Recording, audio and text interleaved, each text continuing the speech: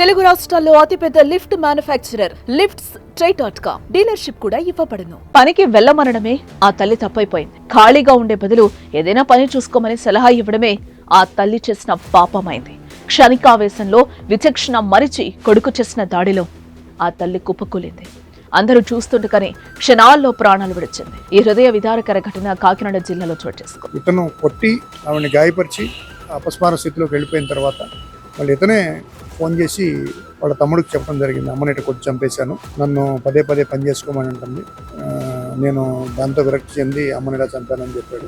కాకినాడ జిల్లా Kakinada rural Indrapalem police station పరిధిలోని Sai apartment లో షేక్ జహీరా బేబీ తన భర్త ఖాదర్ బాషా ఇద్దరు కుమారులతో అపార్ట్మెంట్ G4 లో నివాసముంటోంది. షేక్ జహీరా బేబీ పెద్ద కుమారుడే జహీర్. ఇదిలా ఉంటే బీటెక్ పూర్తి చేసిన షేక్ జహీర్ కమల్ ఇంటి వద్దనే ఉంటున్నాడు. ఏదో డిప్రెషన్ కు గురైన అతను చికిత్స పొందుతూ ఇంటి పట్టునే ఉంటున్నాడు. ఇలా కొన్ని రోజుల పాటు నడిచింది. ఈ నేపథ్యంలోనే తల్లి షేక్ జహీరా బేబీ కొడుకు జహీర్ ను మందలించింది. ఇంటి వద్దనే ఉండే బదులు ఏదైనా ఉద్యోగం చూసుకోవచ్చు కదా అంటూ వారించింది. అయితే అప్పటికే డిప్రెషన్ లో ఉన్న జహీర్ కోపంతో రగిలిపోయాడు. ఇక తననే ఉద్యోగం చూసుకోమంటావా అంటూ తల్లిపై గట్టిగా అరిచాడు. ఈ నేపథ్యంలోనే ఇద్దరి మధ్య చిన్నపాటి వాగ్వాదం కూడా చోటు చేసుకుంది. అయితే అప్పటికే కోపంతో ఉన్న జహీర్ తల్లిపై నుదుటిపై పిడుగుద్దులు కురిపించాడు. అంతటితో ఆగకుండా ప్లాస్టిక్ కుర్చీతో తలపై బలంగా కొట్టాడు. అయితే ఆ దెబ్బలు బలంగా తగలటంతో తల్లి షేక్ జహీర్ బేబీ చనిపోయింది. మరోపక్క సమాచారంతో ఘటనా స్థలానికి చేరుకున్న పోలీసులు కేసు నమోదు చేసుకుని నిందితుడిని అదుపులోకి తీసుకున్నారు.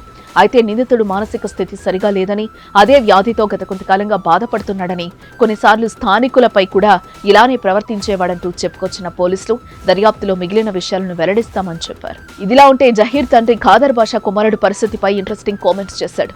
తన కొడుకు మెంటల్ గా ప్రవర్తించేవాడని, ఈ నేపథ్యంలోనే ఆసుపత్రులు దర్గాల చుట్టూ తిప్పినా ప్రయోజనం లేకుండా పోయిందని ఆవేదన వ్యక్తం చేశారు. ముందు తల్లిని కొట్టినట్లు ఫోన్ చేశాడని, మరోసారి ఫోన్ చేసి చంపేశానంటూ తన తమ్ముడికి ఫోన్ చేసినట్టు తండ్రి చెప్పుకొచ్చాడు.